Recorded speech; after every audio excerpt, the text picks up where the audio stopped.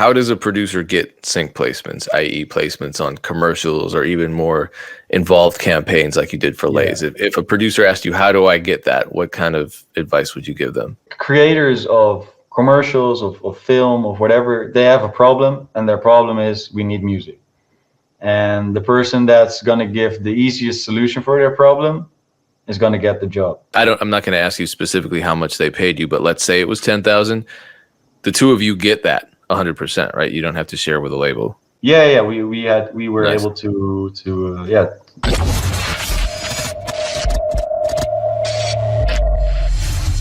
Let's be honest, you're not gonna find these videos anywhere else. Why? Because I make them. So it would really help me out if you subscribe. If you've already subscribed, what also really helps is if you like the video and leave a comment. It's hard in the era of clickbait videos on YouTube and negativity in the producer community. And I appreciate your support. Thank you so much. We might have even talked about that in the last talk we had. But so I did that in September.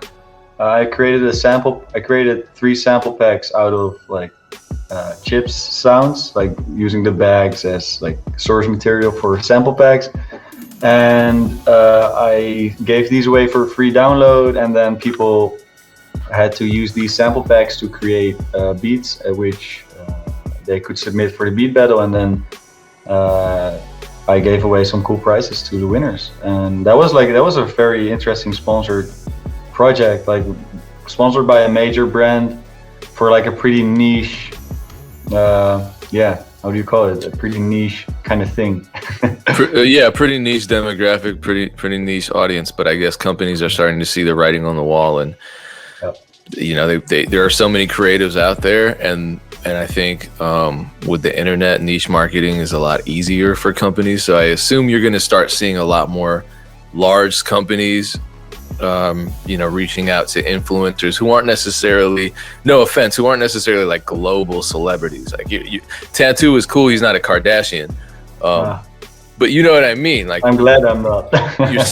you're still an influencer in a very specific space. And so you have a reach that the companies are starting to see the value of. So I think we're going to start seeing more of that.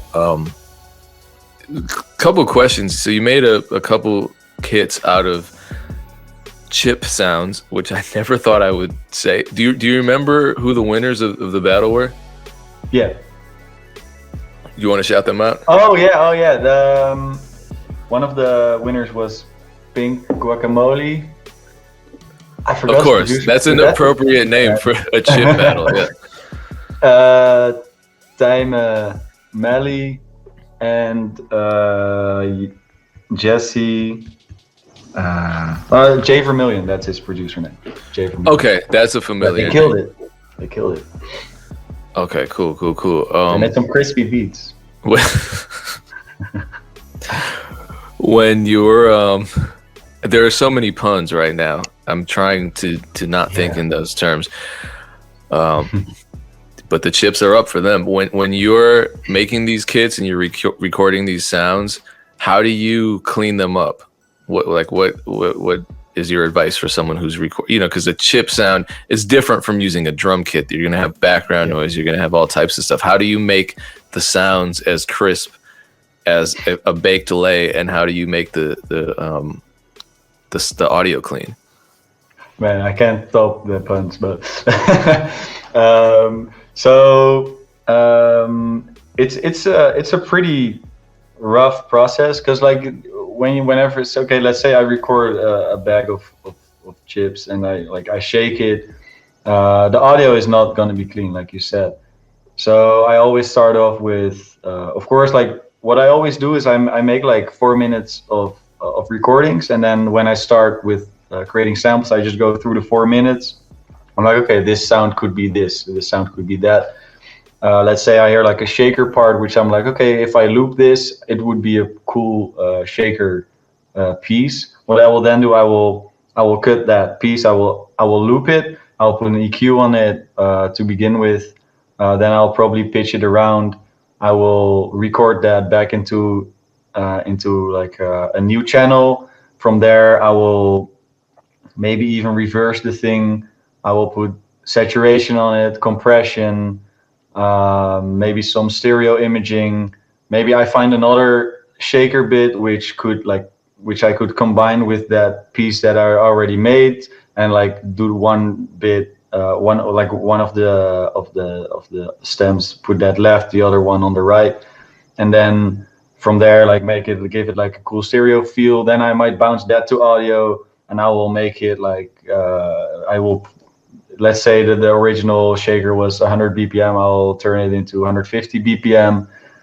Then I might reverse it again, pitch it down, put it through the whole same chain with the compression and saturation again, and then save it as a sample that I'm putting in the pack. And then it's nowhere. It's like almost not recognizable as being a crisps or chips. What do you guys use in the US? Is it chips or in the crisps? US we say chips. Crisps is, Okay, is chips. the United Kingdom version. Yeah, okay, chips. Okay, I'll keep it. Because chips to them are fries to us. Yeah, right. Okay, yeah. This That's what I is such learned in high school. yeah. We're talking that it's an interesting conversation to have during a producer interview. Do you ever, and this is something that I know is tough, you know, it's, you got to be careful with this kind of thing, but do you ever have to reduce noise, like remove white noise, that kind of thing? Yeah, depending on the sound you're trying to create, of course. So if I'm making a kick out of, let's say I hit the bag of chips. It, it's like a lowish noise. It has some sort of punch in it, but it still has a lot of high end because you're still hitting a like a plastic kind of bag or a paper bag, whatever the material is.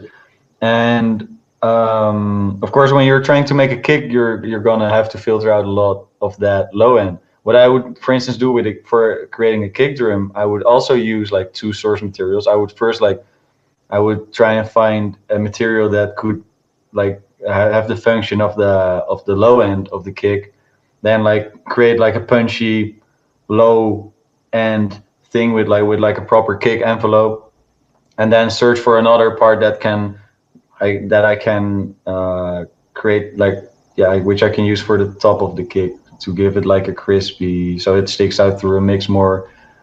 But the example I just gave about like the shaker loop, that also goes for like for kick drums, snare drums, any sound I think of. But the bottom line of what I was trying to say is that I just do a whole lot of processing, and I don't necessarily think about like, okay, if I do this, then it's gonna sound like this. I just feel like, okay, what do I want to add to this? I don't really think about it. I just do it, and then in that process of doing it, I reflect on like, okay, oh, let's say I'm working on a shaker sound, and it turns out to be like, oh, this actually sounds like a snare. I will continue making my decisions as if I'm trying to make a snare. So it's just really, if you're trying to make samples, and I'm sure like a lot of one-shot creators or drum sample creators would agree with, is that you just need to like process over and over and over and over again. Like maybe you need maybe you need 20 plugins. It doesn't matter as long as it comes out the way you like. So just experiment, basically. Experiment is like, that's like that's the only thing that you kind of need. Is there a particular flavor of chip that makes the best snare sounds? Well, the one I liked best was teriyaki chicken. Okay. It was really good. Yeah, and it makes good hi-hat and kick patterns. Yeah, it makes great sounds. Did we ever talk about this? Your Twitter bio says I'm also a platinum producer now. Is that new? Oh yeah, no, that was damn, I haven't done that. That was 2018 or 19. Damn, that's been a while. Yeah. I feel like I haven't talked to you about this. Tell me about going platinum. Yeah, probably because it's been such a while ago. That was I produced a track on a well, I sold a beat through. I think I found the beat on YouTube. It was like this famous Italian rapper. His name is excuse my pronunciation, but Jimmy Tag. I Gimme don't know any Tag. better. Yeah, Sounds good to Gimme me. Tag. Yeah. And he found the beat. It was like a Dr. Dre type beat, and he found it, and then he recorded a song on it, and he bought the exclusives. And then they released it on an album, which was like #1 for like weeks in a row in Italy. So it went platinum. But I didn't get the plaque because for some reason in Italy they don't give out plaques for full album certifications, which is a bummer. So I still don't have a plaque on my wall. I also have a platinum song in Argentina for Paulo Londra called Relax. But I have been trying to get in touch with the people giving out the certifications there, but I don't speak Spanish, and I even tried to email in Spanish, I think, but I just don't get any answer. So I never even thought, because I imagine some of the projects I've produced on have certifications in foreign countries, and I wouldn't even know where to start with those agencies. Let me know when you figure it out. That's so weird. Okay, so that the first platinum record that you produced, you said was a Dr. Dre type beat. I know your most viral YouTube video that has I don't know how many millions of views is a Dr. Dre type beat. Are we talking about the same beat? No, I wish. That beat is a whole different story. I made a big mistake from which I learned a lot from that beat. I think that's interesting to talk about. Okay, let's talk about it. That wasn't one of my questions. Tell me about that beat, and then kind of tell me about what mistake. Yeah, so the platinum Dr. Dre type beat, I think it had like 70K views, but I took it offline for the buyer. So that was like back in 2018. So it isn't online anymore. So I have for the audience, I have one Dr. Dre type beat, which is still like, I think if you search for Dr. Dre type beat on YouTube, it's still the #1 that pops up. Yo, anyway, well, what's up? I made that in 2015. I put it online in 2015. It got quite some traction, like it got quite some views. I dropped it around when Dr. Dre dropped the Compton album. The beat is called Compton as well. And I think it was around New Year's. I dropped it in August. It was around New Year's. It had like 100K views. Was doing quite all right. And someone bought it exclusively for like $700, $800, something like that. Like back then, my exclusive were pretty cheap because I didn't really realize the value of a big catalog yet. Okay, I see where this is going. You really messed up then. Yeah, and then it blew up like crazy, and I couldn't sell any licenses anymore. Yeah, you could have probably made 70,000 off that beat. Yeah. Damn. Yep.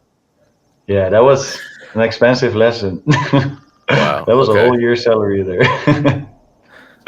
Yeesh. I'm still making something off of it through the YouTube monetization, of course, because like the contracts, I'm still the author of the beat. So even what I did is I registered the beat alone to my PRO, like in my publishing thing. I've actually made I've made quite some money with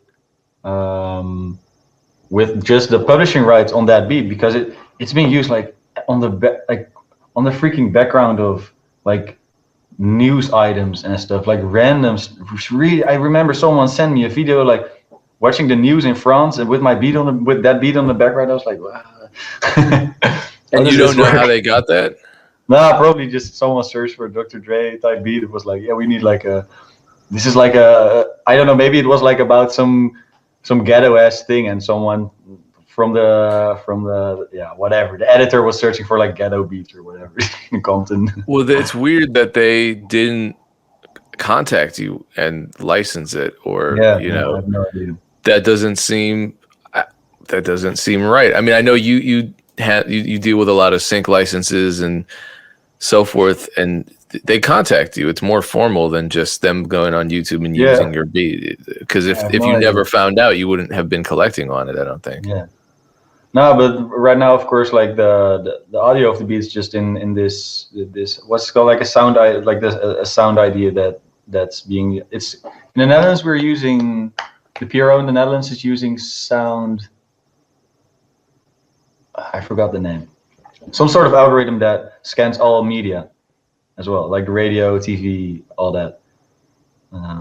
So yeah, I'm still getting paid off of that beat, although I sold it exclusively, which is kind of interesting to me. But yeah, I'm the author of it, so yeah.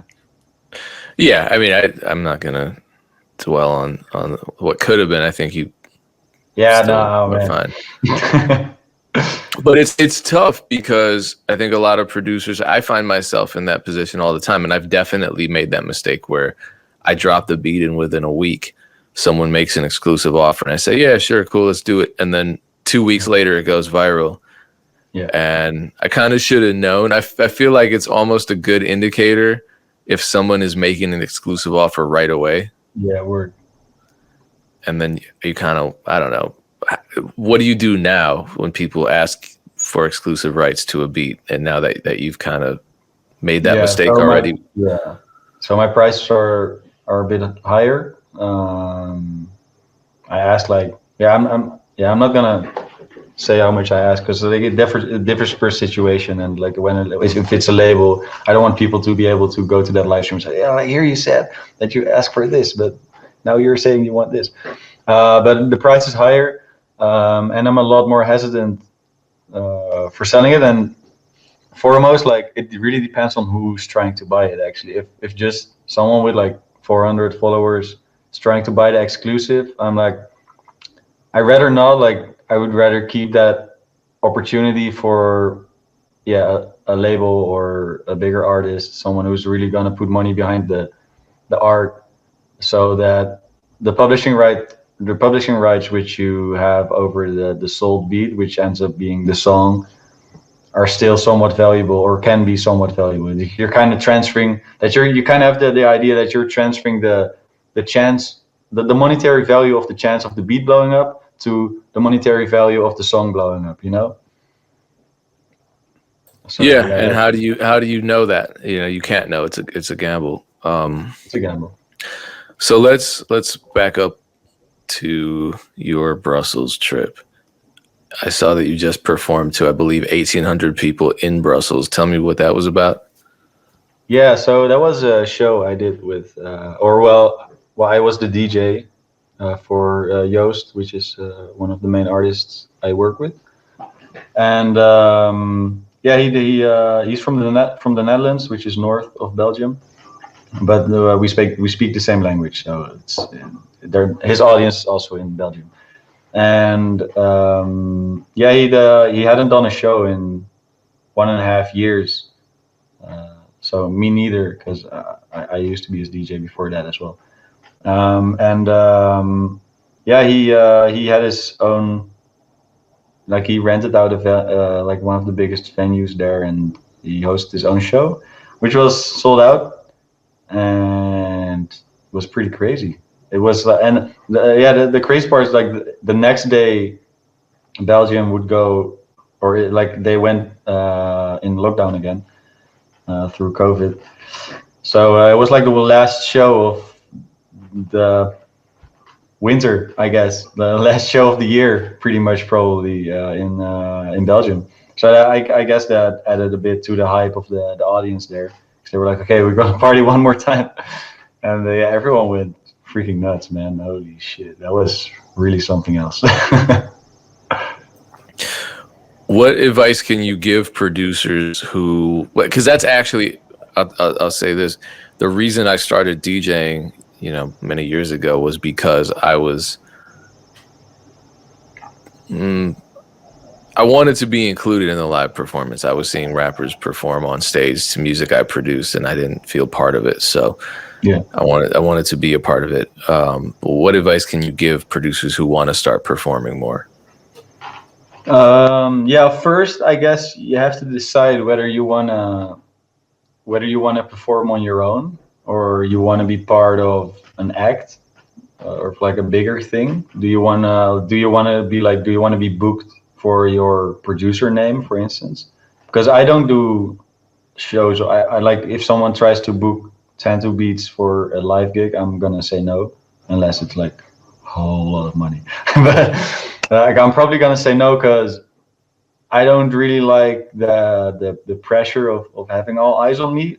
But I do enjoy being on stage, and like you said, being part of my music being delivered to a live audience, and getting some like receiving some of that energy, because I really felt again last Saturday when we did the show, like it really fueled me in a way where I'm like, okay, yeah, the music I'm making in this room, like, it's actually having impact on people. But you can't really see that if, like, of course you see people post it or listen to it or whatever, but like seeing that in real life really gives you a fresh perspective, like, okay, oh yeah, I'm actually doing something. But anyway, a tip I would give is, well, first think of that. If you want to do gigs on your own, then you have to decide, okay, what genre am I gonna DJ? Am I gonna DJ, or maybe are you going to perform live with synthesizers and maybe loop stations or whatever? Then it's gonna be a whole lot more complex. Like, I can't really advise on that. Mm, but yeah, I think, yeah, just if you have an artist you work with directly, I would definitely just ask them, like, yo, okay, we're making this music together. Do you maybe want to do the shows together as well? If you end up having shows, like maybe that artist is still small and is not having any shows yet, but you can already like kind of create that commitment together. If like that's one of the goals the artist has for the future. Dope. Let me timestamp that. Of course, I typed it wrong. When we last spoke, you had worked on a campaign for Lay's, and then you had subsequent beat battles. So it sounded like a pretty complex partnership. It wasn't just a Oh one-time yeah, deal. that was it. So yeah, I first created a beat video making a beat with bags of chips. And then they wanted to extend the partnership because they were like, oh, we really like this. Can we maybe do something else? And they were like, yo, because they first they just wanted me to post a picture with the chips. And then I was like, I upsold them on the idea of making a beat with bags of chips. And then when they reached out to me for the second time, they were like, okay, we really appreciated your creative input the last time. We want to give you all creative freedom. Just let us know what you want to do and what kind of money you want for it, and we'll see if we can make it happen. And then that's what I thought of. How did they discover you to begin with, to reach out and Yeah, even I think offer you there was this media agency or like commercial agency, and I think genuinely they were just kind of scrolling through random Instagram profiles, like, okay, who is cool, like who looks cool, who would we want to link with Lace?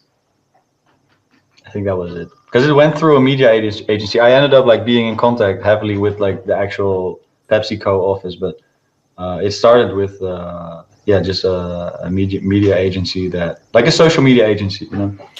Yeah, so they reached out to you, and instead of you just saying, "Okay, cool, I'll take a picture with a bag of chips and post it to my Instagram," you actually said, "No, I don't want to do that. I want to do something more creative and involved." Yeah, exactly. And they went for it. They said, "Yeah, make a beat Yeah, with our chips." Okay. yeah. I was like, okay, yeah, nice, thanks. And then how did it evolve from there? And is it still ongoing, would you say? Well, I'm really trying to manifest, and that wasn't an idea I've had for like even before Lace reached out, but I really wanna do a TV commercial where the commercial is about me making music with that product, whatever that product is. That can be a bottle of Coke, that can be paint. I don't know. I don't care. I just want to do something like that. And for a TV commercial, that would be my dream project. That would be like the end game for me, for like turning things into beats. or samples. Okay, but does it help that you've been doing that already for so long and already had content go viral, and also obviously the fact that your content is high quality. I mean, the video quality is great, the editing is great, the audio is great. If you didn't have that, these companies probably wouldn't be reaching out to you, right? Yeah, yeah. So they want a trustworthy partner, of course. If they like creating quality content. Sometimes it seems like too much of a hassle for like the algorithm, because like sometimes it's just the dumb things that go viral, and like the things you don't put really effort in.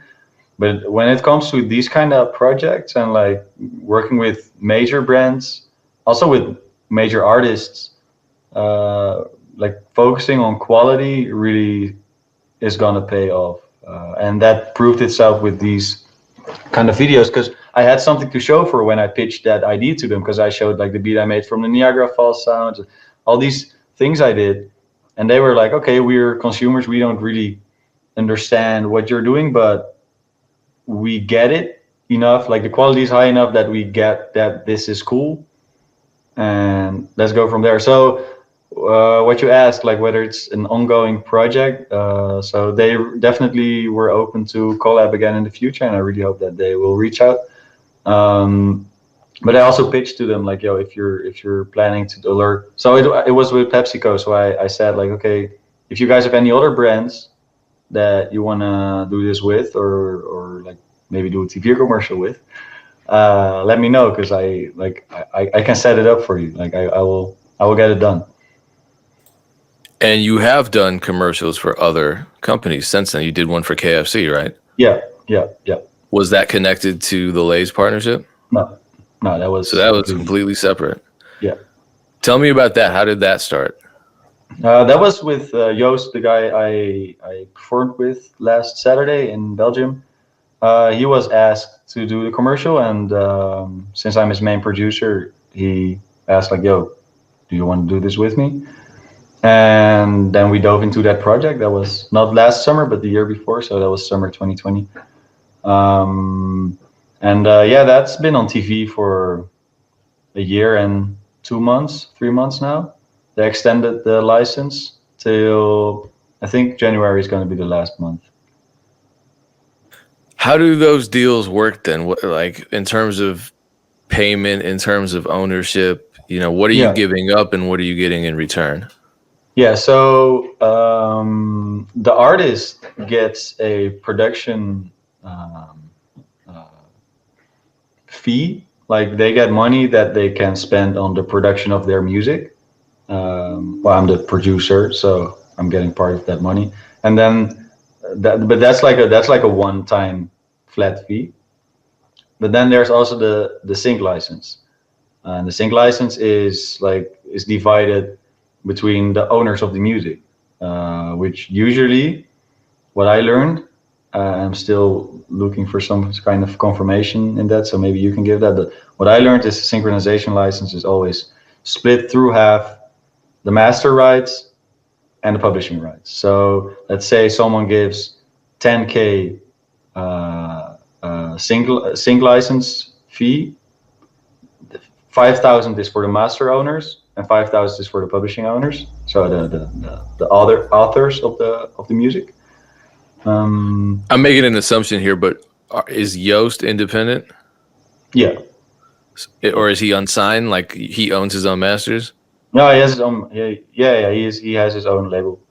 So in this instance, that 10,000, let's say I'm not going to ask you specifically how much they paid you, but let's say it was 10,000. The two of you get that 100%, right? You don't have to share with a label.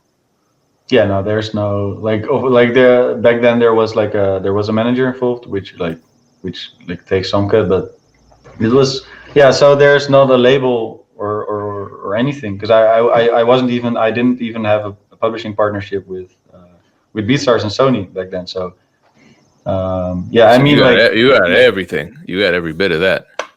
yeah, yeah. We were Nice. able to make like a deal together. Like, okay, what do you get? What do I get? And yeah, Was that an easy conversation? it's It's difficult because I don't really I don't really enjoy talking about like money for like it's because creativity is always first for me. Like I try to create first and then think about like, okay, what's the monetary value of whatever I created and how can I turn this into something valuable. And so yeah, it can be tough, but it's never been a hard conversation for me so far.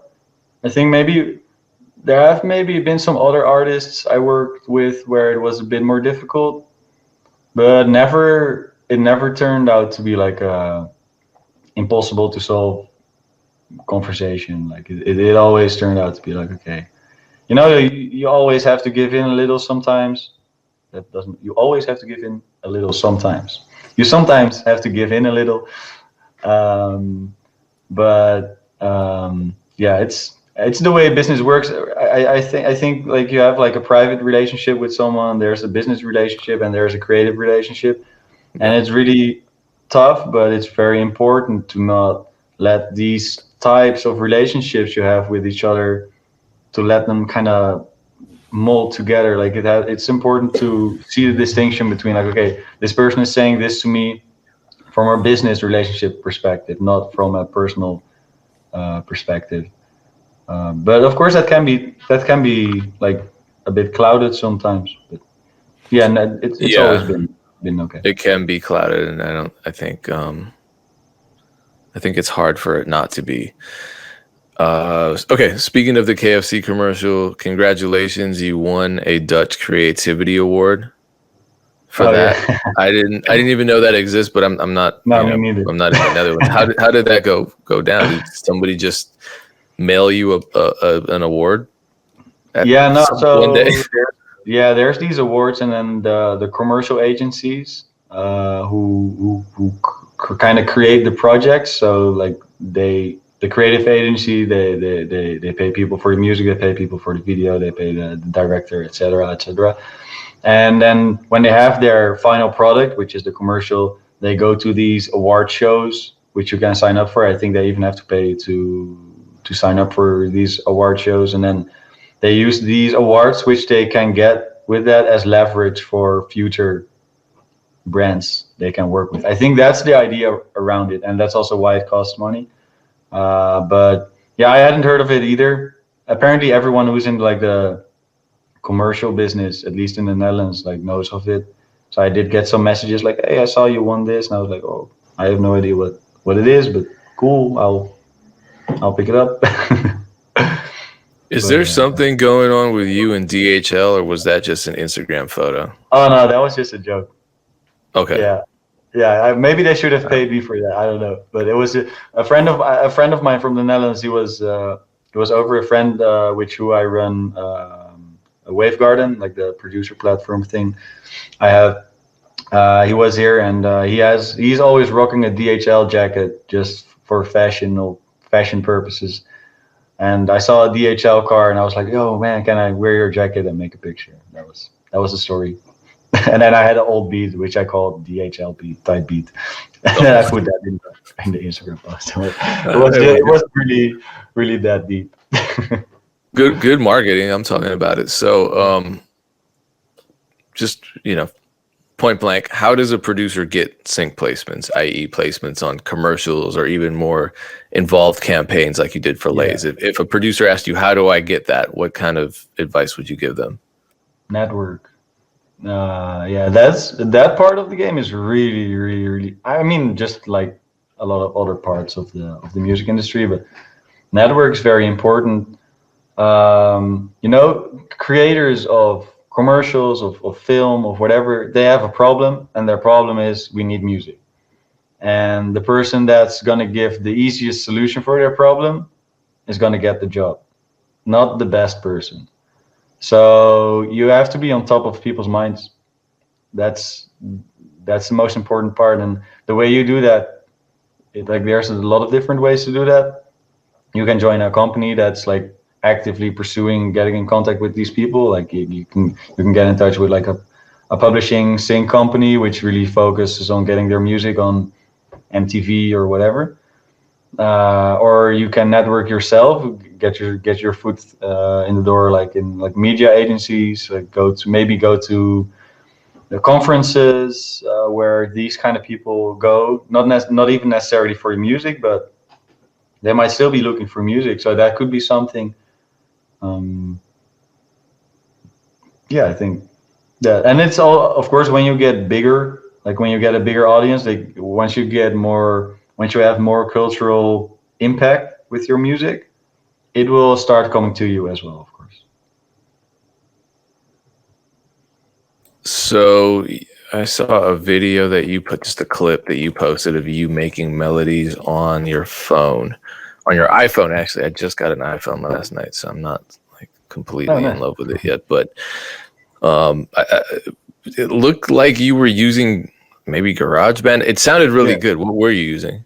yeah, GarageBand. It was GarageBand. Yeah, so when I'm in my bed there, sometimes I'm like, especially on the days where I haven't created anything yet, because there's definitely these days where I'm just like doing artworks, uploading beats, communicating, having calls with people, etc.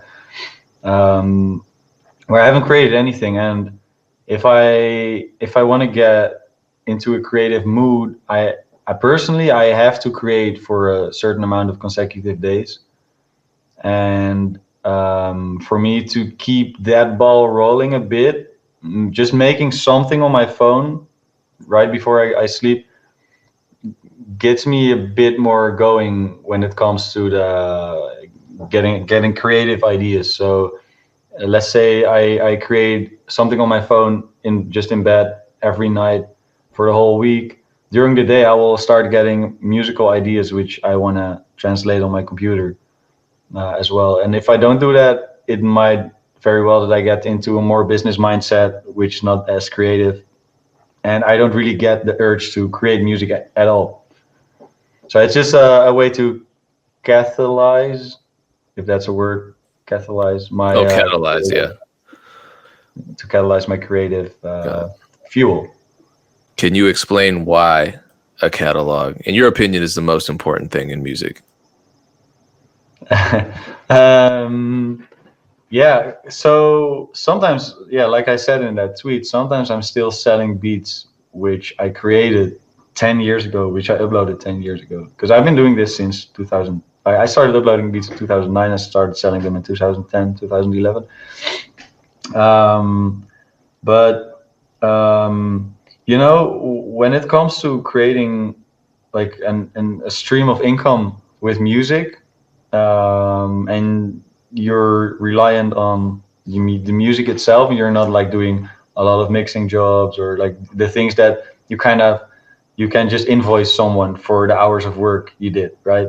We can't necessarily we can't really do that as producers. So if you have a catalog of beats online, whether it's on Spotify, whether it's on BeatStars, whether it's on YouTube, whatever, every song is generating sometimes it's just a couple of cents, but it's or pennies or whatever, like it's generating some value. And some of the work you have done in the past 10 years or past 2 years or whatever will start gaining value again over and over again. And the bigger your catalog is, the bigger your tail of work is, the greater the chance that something gets picked up. It's kind of equity in culture. You're just how I always see it is every work I make, every beat, every song, every whatever is equity in culture, because I'm adding to culture with the music I make. Because it's, yeah, whether it's hip hop culture, whether it's beat selling culture, whether it's some form of culture, I'm adding to it. And I cannot be sure that everything I create is really gonna make actual impact in the culture. And it's like the more impact you have on the culture, the more monetary gain you will probably get. So, how do people follow you on social media? At Tantu Beats, TNTU Beats. The name is here as well. or it was here. Oh, now it's gone. Oh, there we go. Sorry, every time if I pin a without the comment. space. But yeah, just on any platform, anywhere.